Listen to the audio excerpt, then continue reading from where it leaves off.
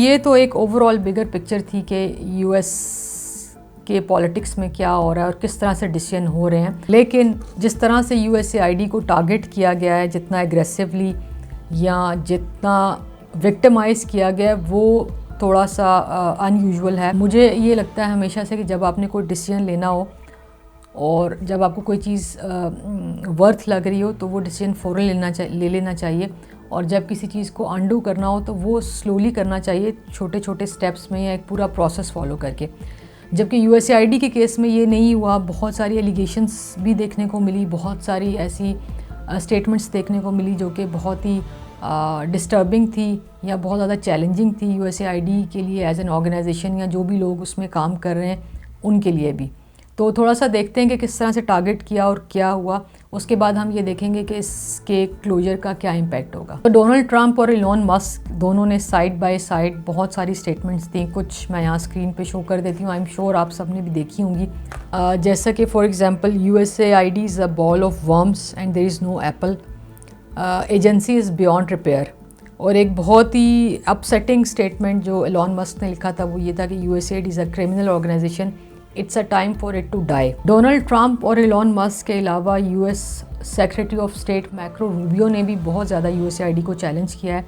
उन्होंने ये कहा है कि यूएसएआईडी कोई इंडिपेंडेंट इदारा नहीं है, it's not a non government organization, और ये कोई ग्लोबल चैरिटी ऑर्गेनाइजेशन नहीं है जो कि ख़ुद से डिसाइड करे उसको क्या करना है। उन्होंने बस ये सिंपल ये कहा है कि यूएसएआईडी जो भी काम करेगा it has to be aligned with the foreign policy of US and with the national interest of US. इस तरह से यूएसएआईडी को टारगेट किया जा रहा है या टारगेट किया गया, और ये बहुत ही एब्रप्ट क्विक था क्योंकि 20 जनवरी को डोनाल्ड ट्रंप ने एज प्रेसिडेंट चार्ज लिया था और जनवरी 24 को स्टॉप वर्क ऑर्डर इशू हुए, और उनके जितने भी कॉन्ट्रैक्टर्स हैं कि वो मज़ीद कोई काम ना करें या जो भी काम कर रहे हैं उसको वहीं स्टॉप कर दें।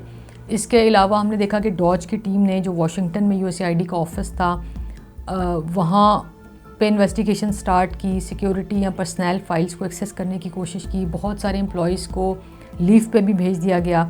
फिर लेटली ये किया कि जो 10,000 एम्प्लॉयज़ थे जहाँ भी वो डिप्लॉय थे उनको इंस्ट्रक्शंस मिली कि वो वापस अपने स्टेशंस पे रिपोर्ट करें। इसके अलावा जो वेबसाइट है यूएसएआईडी की वो भी बंद कर दी गई। तो इस तरह से ये सब चल रहा है।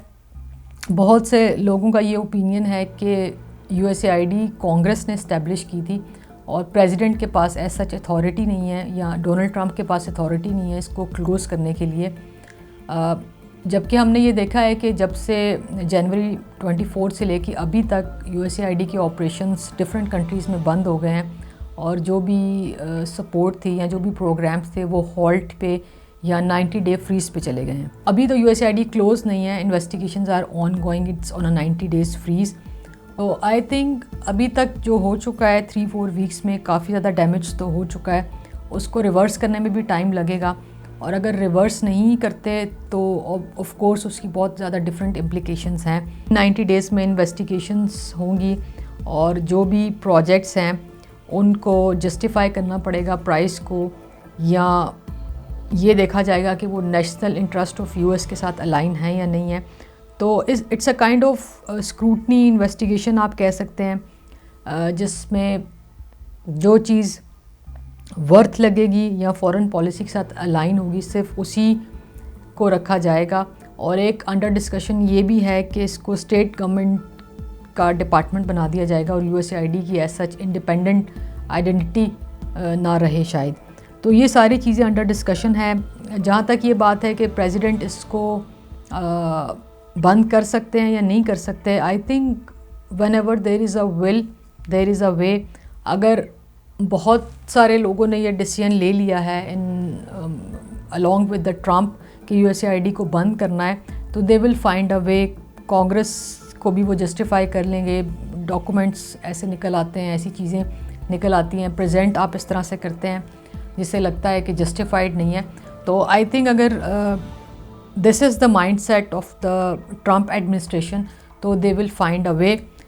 और इसका मज़ीद इम्प्लिकेशंस क्या होंगी वो ये हो सकती हैं कि जो ह्यूमैनिटेरियन क्राइसिस हैं या जहाँ पे यूएसएआईडी फूड के लिए या इमरजेंसी सर्विसेज के लिए या हेल्थ के लिए सपोर्ट कर रहा था वो ज़्यादा इफ़ेक्ट होंगे।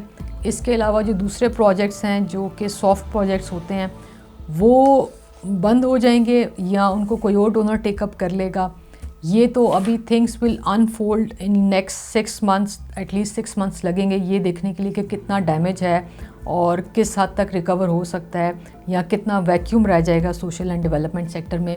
ये तो I think it will take some time for us to learn and process, और उसके फिर वे आउट्स भी बाकी डोनर्स या एजेंसीज़ या बायलैटरल ऑर्गेनाइजेशंस हैं वो इसका सोल्यूशन भी निकाल लेंगी। लेकिन USAID बंद होने से मुझे ये पर्सनली लग रहा है कि जो बहुत ज़्यादा न्यूज़ मैंने देखी थी इंटरनेशनल, आपने भी देखी होंगी, जो बहुत ज़्यादा लोग इसके अगेंस्ट बोल रहे हैं। I think most of them are employees of USAID, और बाकी किसी कंट्री ने ऐसा कोई स्टेटमेंट रिकॉर्ड नहीं कराया एक्सेप्ट 1 या 2 अफ्रीकन कंट्रीज़ ने अपनी स्टेटमेंट दी है कि अगर फंडिंग बंद हो गई USAID की तो क्या होगा। बाकी किसी ने ऐसा कोई रिएक्शन शो नहीं किया एक्सेप्ट एम्प्लॉयज़ ऑफ USAID या जो इस सपोर्ट से अफेक्ट हुए हैं इन टर्म्स ऑफ सैलरी या इन टर्म्स ऑफ कॉन्ट्रैक्ट्स। जो एक्चुअल बेनिफिशरीज़ हैं या जिन लोगों के लिए हम ये प्रोजेक्ट्स डिज़ाइन करते हैं, या कम्युनिटीज़ की बात करें या लोकल ऑर्गेनाइजेशंस की बात करें, वहाँ से किसी की कोई ऐसा स्टेटमेंट नहीं आई। इस क्विकली सी अगर USAID क्लोज़ हो जाता है तो उसका क्या इम्पैक्ट होगा। जितनी भी टोटल फॉरेन एड है या जो सोशल सेक्टर में जितने भी पैसे खर्च होते हैं USAID उसका 40% कंट्रीब्यूट करता है इधर डायरेक्टली और इनडायरेक्टली।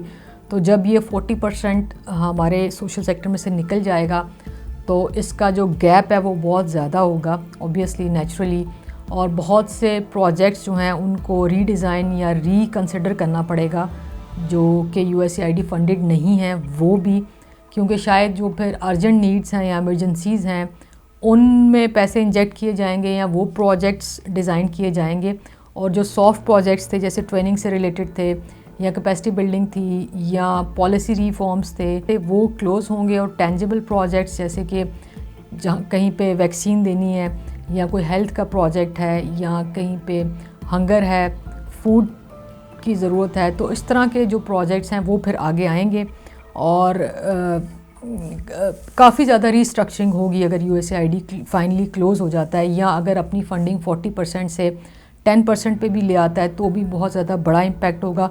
क्योंकि बीच में ये भी न्यूज़ आ रही थी कि अगर USAID के 10,000 एम्प्लॉयज़ हैं तो वो उसको 290 या 300 पे ले आएंगे। तो जितना परसेंटेज ये डिक्लाइन है ऑब्वियसली नेचुरली फंडिंग भी उसी हिसाब से कट डाउन होगी। और ये क्योंकि ट्रंप ने, मैंने शुरू में बताया था, उन्होंने कहा है कि they want the money either to be spent in America और to be safe for the use of American people. तो कट तो होगा, बहुत ज़्यादा ड्रास्टिक होगा, बहुत सिग्निफिकेंट होगा। तो इसके लिए जो भी लोग इससे एसोसिएटेड हैं, चाहे वो USAID के एम्प्लॉयज़ हैं या कॉन्ट्रैक्टर्स हैं या पार्टनर्स हैं, they should be ready for that, और अपनी ऑप्शंस या आपको इन सिनेरियोज़ में क्या करना है उसको भी देखना चाहिए। इसी डिस्कशन को मैं फॉलो करूँगी नेक्स्ट वीडियो में कि इस केस में हमें इंडिविजुअल लेवल पे या एज अ कंट्री क्या करना चाहिए, और कुछ मज़ीद डिस्कशन भी इस पे करेंगे इंशाल्लाह in the coming videos. Thank you so much for watching.